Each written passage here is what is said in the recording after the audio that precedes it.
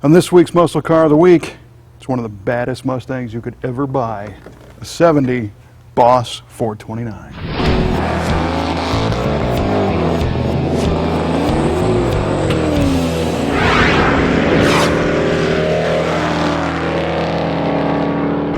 In 1970, you could have gotten any number of high-performance Mustangs. I mean, there was base model cars, there was Mach 1s, there was GTs, there were Boss 302s, of course you could get any of the Shelby cars, and then you could get what many consider to be the king of the hill, the Boss 429.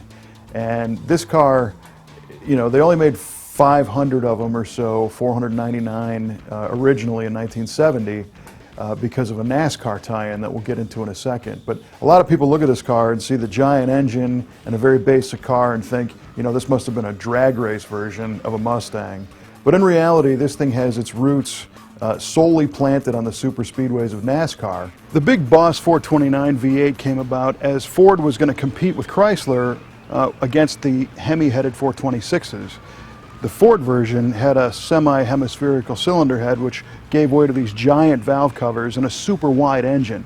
And in NASCAR, you had to have 500 street versions of a particular engine to be sold legally on the street to be able to introduce that engine for competition in NASCAR racing. And the interesting part of how the Boss 429 Mustang came to be is if you look at it, Ford never raced a Mustang in NASCAR.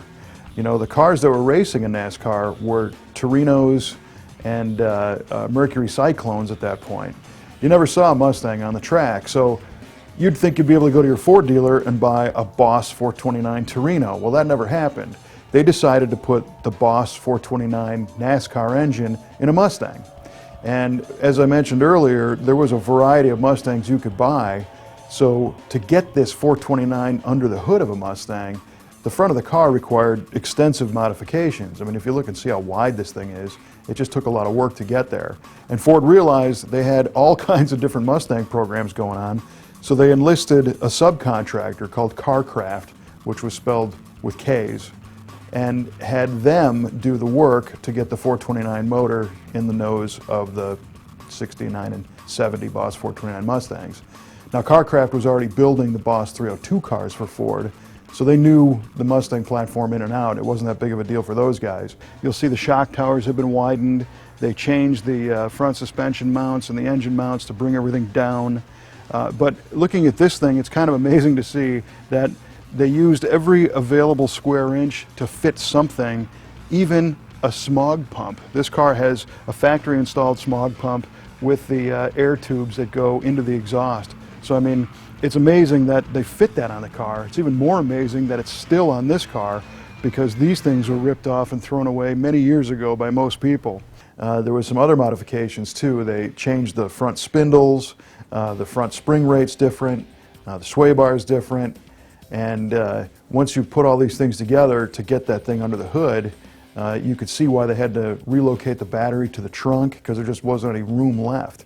The Boss 429s have their own unique look, and part of it is that it's actually kind of boring looking, but if you pay attention, you'll notice they've got an aggressive stance, and again, that's because of the special suspension they put in these things. They sit a little bit lower than most of the other Mustangs. They've got a scoop on the hood that's blacked out. They don't have any other stripes or a rear wing or rear louvers or anything fancy to make them stand out, which makes them, you know, essentially kind of a sleeper. That 429 might be a beast under the hood, but the car's pretty comfortable if you look at it. It's fairly basic. It's got a pair of high back bucket seats. It's got a fold down rear seat. For instrumentation, you've got a 120 mile an hour speedometer, an 8,000 RPM tach, a fuel gauge, and a temp gauge. It didn't even have an oil pressure gauge, which is pretty surprising thinking, you know, of how powerful these engines were and how people would beat on these cars. You know, you want to know what's going on, but this thing didn't really tell you. You also have an AM radio down there, a basic heater with a blower, a Hurst T-handle shifter on the top loader 4-speed transmission, disc brakes, and a center console. And the passenger, like most 69 and 70 Mustangs, gets a clock to stare at. But of course, the coolest part of a Boss 429 is the Boss engine. And this thing starts as a 4-bolt main block, 429 cubic inches, 10.5 to 1 compression ratio. It's got a forged steel crankshaft. The cylinder heads are aluminum, and they're so big because to get the valve train to work with the semi-circular hemispherical head design, they had to offset the valve train geometry, and that's what takes up so much room up there. One thing that's interesting about the Boss 429 heads is that they are an O-ring design. You don't have a traditional head gasket that you drop on and then bolt the heads down. You've got a whole assortment of O-rings that have to go around every coolant passage, every oil hole, every possible leak point. So putting one of these engines together is definitely challenging. You got to know what you're doing. Ford claimed that these things made 375 horsepower at 5,200 RPM and 450 foot-pounds of torque at 3,400 RPM. But this engine is the stuff of legends. People have been talking about it for years, that really they make over 500, and some people say they make over 600 horsepower. They've got a Holley 785 CFM carburetor and an aluminum intake, and those kind of numbers with the 429 cubic inch displacement are definitely possible. There have been dyno tests done over the years that said they made everything from mid 400s to just over 500 in stock form. Again, depending on who tunes them, and then depending on what other speed parts you add, nobody really knows. But the cool thing is that this is one of those mythical cars that even Ford apparently lied about the power numbers, because at that time the insurance companies were really starting to get wise to these cars, and if you had a high power number, they drove the insurance rate up, and Ford thought that would scare people away. Now, I've also heard that story about the insurance companies for years and years and years. I've never seen any proof in documentation that says that. Maybe someday we'll investigate if that's really true. We do know that sales weren't very good on these cars because it's a high compression race motor that didn't like to start in cold weather, didn't idle very well. It was made to spin at high RPM all day long. So driving them around on daily streets really wasn't any fun. This isn't a car you're going to get on a cold day and turn the key and expect to get to work on time. On the drag strip, these things were capable of 14-second quarter miles at 104 miles an hour. And then of course, road racing, they were great, but around town they were kind of miserable. But nevertheless, it's still one of the baddest Mustangs ever made.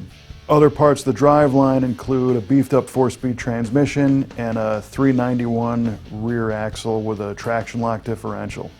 This car debuted in '69, but in 1970 they added a bunch of different colors to them: grabber green, grabber orange, grabber blue, calypso coral, and a pastel blue. So the colors got brighter for 1970.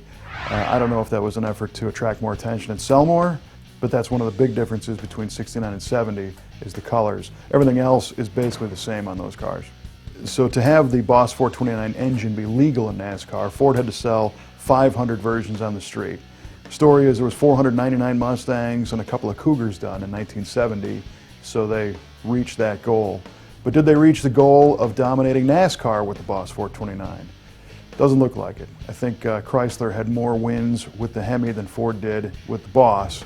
But nevertheless, this is definitely a car in the brothers' collection that I would love to take out on any day of the week, and twice on Sunday. With tons of power, awesome performance, and great looks to match, it's no wonder that this car is one of the bosses of the brothers' collection. You can see more on our website at MuscleCarOfTheWeek.com. Also check out our Facebook page, and if you like what you see, share it with your friends. We're also going to post a teaser pic of next week's car so you can try and guess what it is. And if you subscribe to our YouTube channel, you'll never miss an episode of Muscle Car of the Week.